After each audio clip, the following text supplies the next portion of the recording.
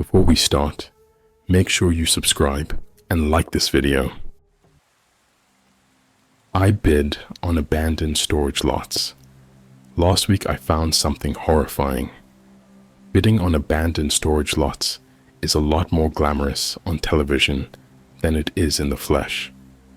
On reality TV, the auctions are filled with colorful characters that you'd love to grab a beer with, and every other rusty door holds priceless collections of Civil War artifacts ready for sale. In the flesh and bone world, the storage hunters aren't quirky savants who can smell out a hidden boon a mile away. They're carrion birds, searching for a cost to benefit high. The real world holds significantly less treasures as well. When that mysterious door slides up, you're more likely to find an old wedding dress and stacks of poorly written love letters than something that's going to pay for your kid's college. Storage lot auctions aren't glamorous places, but they still manage to scratch that itch in the back of my brain. I used to gamble. I used to be good enough to do it professionally. Yet, as these stories go, Lady Luck found some other sob, and my career was short-lived. When the bills came tumbling down, I promised my wife, under threat of divorce, that I would never touch cards again. That promise I have kept. When she found out I was betting on a different kind of sport, she was furious. Her finding out, however, coincided with me bringing back home a dusty lawnmower that worked without a hitch. That tempered her anger somewhat.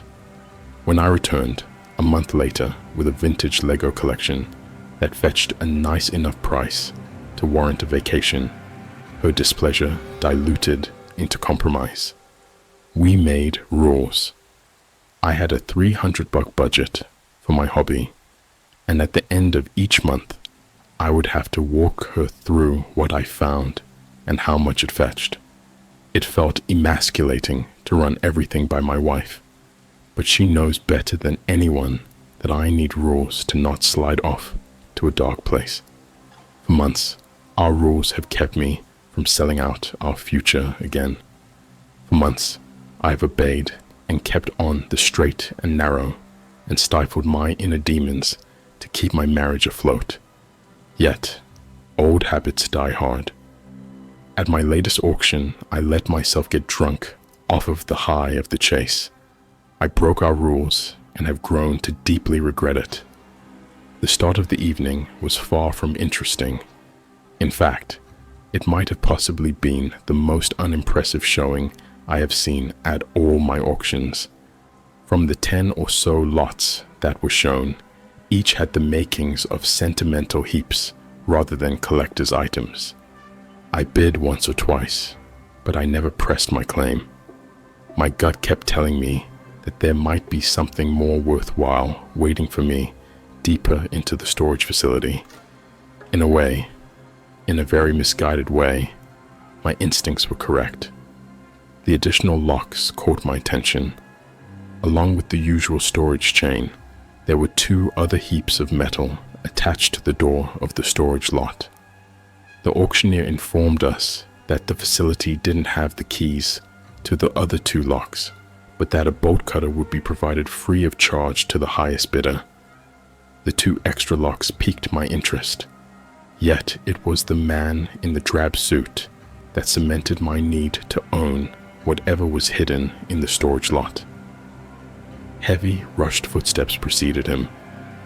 The sound was so distinct in the tight concrete halls that the bidding was paused until the latecomer arrived. He must have been in his late 60s, or perhaps he simply treated his body very poorly.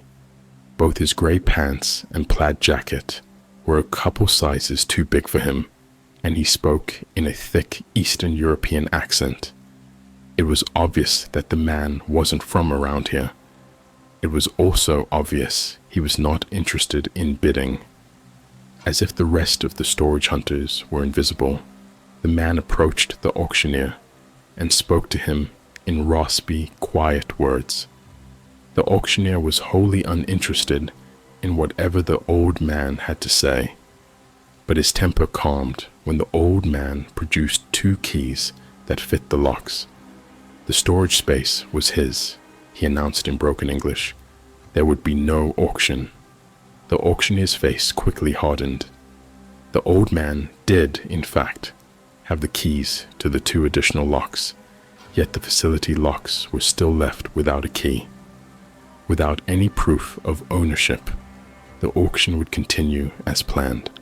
The strange man seemed to struggle with this idea. He kept repeating how the storage unit belonged to his colleague and how he was the next in line to own it. It wasn't until the bidding started that he gave up on arguing. The initial bid was $50. The crowd was happy to raise. In 10s and 20s, the price accumulated, and the old man watched in despair. When the price had climbed up to $150, with utter discomfort, the man in the drab suit yelled $300. This momentarily quieted down the bidding. The additional locks had piqued my interest. The presence of the strange foreigner raised it further.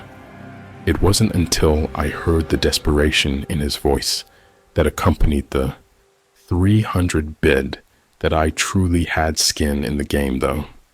Trying not to think about my wife's face, I offered up $350. The old man's face grew twice as weary.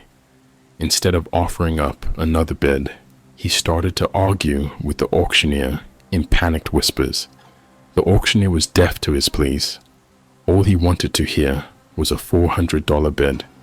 Eventually, with sweat pooling on his brow, the old man relented.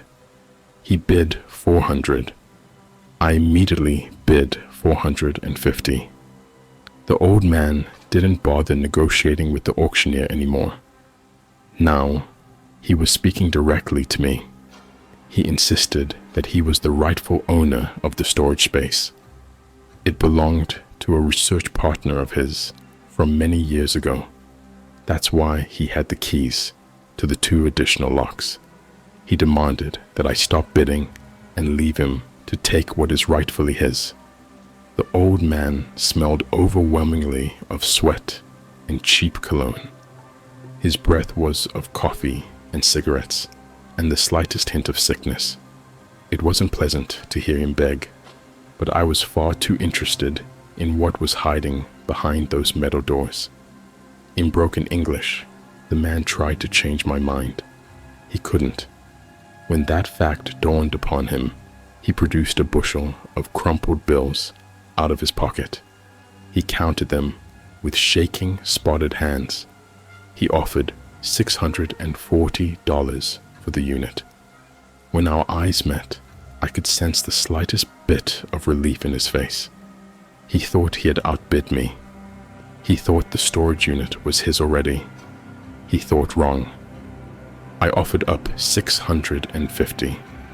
The old man had nothing else to bid. In a satisfying collection of seconds that sent a truckload of dopamine crashing through my skull, I became the new owner of the storage unit. The old man pleaded with me. With wet eyes and strained words, he begged me to take his money and leave the mystery of the storage unit be. His begging well surpassed the point of pity. It did not feel good to meet his eyes. I felt bad for the old man, yet I am a slave to the gods of chance. I would not ignore their boon. The old man was relentless in his pleas. When the manager of the storage facility suggested he might call the police, however, the old man quickly retreated. With the strange foreigner out of sight, he faded from my mind. I was too distracted with the contents of the storage space to spare him any more thought. I paid for the lot and signed all the necessary paperwork with the auctioneer, and then made my way through the labyrinthian maze of cement and metal to claim my prize. The lock had been left untouched for years, and the key had trouble fitting through the rust. Yet, when When that dirty door came up with a metallic groan, I knew I had struck gold. It was a big storage space, big enough to house a car with plenty of room to spare. The place was filled to the brim. Most of its contents were hidden beneath slabs of dirty cloth, but the storage unit was filled with vintage Pokemon merch. Every inch of the cement walls was covered in Pokemon posters and calendars. Every mysterious object draped in cloth was also covered in countless collections of Pokemon toys and keychains and plushies. The toys were worn and out of their boxes, but I could definitely get at least $200 for them alone. With the rest of the storage space draped in mystery, my gambler's heart fluttered at the prospect of inheriting a collector's collection. My expectations were high, yet when I ripped away one of the cloth drapes, I turned lightheaded. I was looking at a centrifuge, a high-tech, expensive-looking centrifuge straight out of a rich people hospital.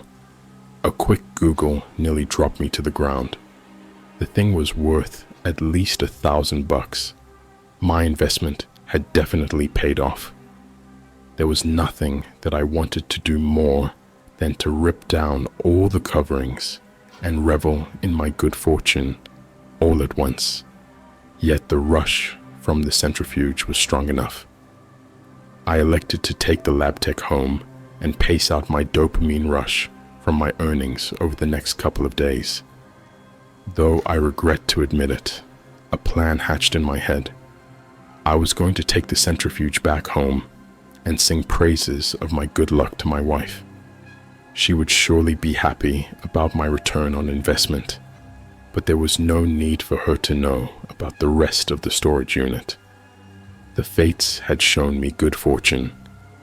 It was time for me to move past the silly financial limit my wife put on my hobby. The money from the rest of the storage unit would be my seed fund for future bidding. Or so I thought. When I walked out into the chill night air, I found the parking lot to be completely empty. My wife was visiting her sister for the weekend, so there was no rush for me to get home. But it was getting late. I figured I would grab the dolly from my truck, get the centrifuge loaded up, and then surprise her with it Sunday afternoon. Had I simply loaded up the centrifuge, locked up the storage unit, and went back home, things would have turned out different, and I would have been richer for it. By the time I was back in the storage unit, however, the rush of winning had passed. I wanted another peek at the mysterious objects I had paid for. I promised myself I would only reveal one more object to myself, yet I do not have a good history of keeping promises. Under the first cloth covering, I found a chest-high microscope. Beneath the second, an expensive piece of lab equipment I could not identify. Beneath the third, I found a sort of incubator that had enough circuitry in it to suggest at least another $1,000. Had I turned back home then, had I even a shred of self-control, I would have gone home a wealthy man. Yet, I am a slave to the rush, and the 3 previous finds had whet my appetite. Expecting another burst of dopamine, I ripped off the 4th cloth covering. I let out a shriek. As the dirty fabric gathered around my feet, all I could do was stare. I didn't understand what I was looking at, but somewhere deep inside of my chest, I knew I was witness to something patently against the laws of nature. The creature was suspended in a liquid-filled vat. It had 6 legs, a strange vine-like growth stemming from its back, and vaguely, very vaguely, resembled a cat. The thing was, presumably, dead, yet it was no less terrifying for it. Suddenly, the thought of being alone at the storage facility started to bother me. In an effort to distract myself with more expensive laboratory equipment, I tore down another cloth covering. Instead of priceless scientific instruments, I found a similar vat. I steadied myself enough to not scream, but I was no less terrified. The creature that floated in this one resembled a bear, yet it was no bigger than a raccoon. Even in its small size, the floating beast terrified me. Its open maw was filled with a menagerie of misshapen, sharp teeth, which looked like they could bite through steel. There was a thick web of skin stemming from the creature's paws, suggesting it once took flight. The beast was undoubtedly not the work of nature. The contents of the storage lot brought forth suggestions of dark science and terrible experiments. The dolly with the centrifuge was right next to me. I could have retreated back home, but instead, in terror, I stripped all the hidden objects of their obscurity. I found a couple more pieces of expensive-looking equipment. They gave me no joy. Even when I found a second, larger centrifuge, I simply went on to uncover the rest of the storage space. I found terrible creatures which will haunt my dreams until the end of time. A sort of crab creature with human eyes upon its shell, a snake with pairs of wings which covered its spine, a glob of gray flesh covered in bug-like eyes and twigs and flowers. There were about a dozen of the vats, and each inspired more discomfort than the last. Above each of the vats sat a sort of designation: GA007, GB028, FA004. The final covering lay on top of a vat housing a genetic amalgamation I couldn't even begin to describe. Atop of the vat sat a coffee-stained Pokemon notebook, the hybrid encyclopedia. Its title read, in neat handwriting. It is only once I opened the notebook that I understood the markings that adorned the vats. They were names. Every page was dedicated to a different creature, with rough sketches and neatly ordered notes. The notebook described many more creatures than were present in the storage unit. There were at least 100 pages. I tried to read the entries for the experiments that were present within the vats, but my heart was racing far too much to make sense of the tiny letters on the page. Just as I calmed, just as I centered myself enough to be able to make sense of the mystery I was entangled in, I felt a sharp prick in my neck. "Sorry," said the old man in the ill-fitting suit. "I have tried to warn you." Naturally, I was startled when I first saw him. I did, however, feel a semblance of relief about not being the only one in the presence of those strange creatures. The old man was considerably smaller than me and seemed harmless enough.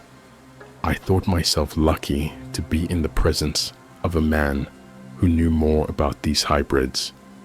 That mirage of luck dissipated the moment I looked at the old man's hand. There was a syringe in it. Steadily, a tingling numbness spread from my neck. Before I could even register I had been poisoned, I was crashing to the floor. With a great grunt of effort, the old man caught me and lowered me to the cold ground. Even though he had just stuck a syringe in my neck, his eyes were apologetic to the point of wetness. This storage unit belonged to Crazy Man, Professor Willow. He is obsessed. I'm sorry, the old man said, squatting down next to me. I am sorry, but this storage is important. Willow must be ended. His early research is important. I am sorry. By then, the numbness had spread out all throughout my body, yet my neck continued to throb with renewed tingly beats. With each pulse, my vision grew foggy, and the world beyond echoed with distance. I could register the old man depositing the syringe in his ill-fitting jacket and then fishing around for something else. Before his hand emerged again, he was nothing but a vague blur. It is poison, but it does not kill. I am sorry. You will be fine. I am not thief. I am man trying to helping. Briefly, before my consciousness fully faded away, I sensed something being pressed into my palm. Then with my thoughts stumbling into nothingness, I passed out. I woke to a phone call from my wife. She had just come home from her sister's, and I was nowhere to be found. From the sound of my raspy voice and my inability to articulate my words, she presumed I had been on a weekend bender. Without giving me a chance to explain myself, she hung up. I was stretched out on the cold floor of the storage lot.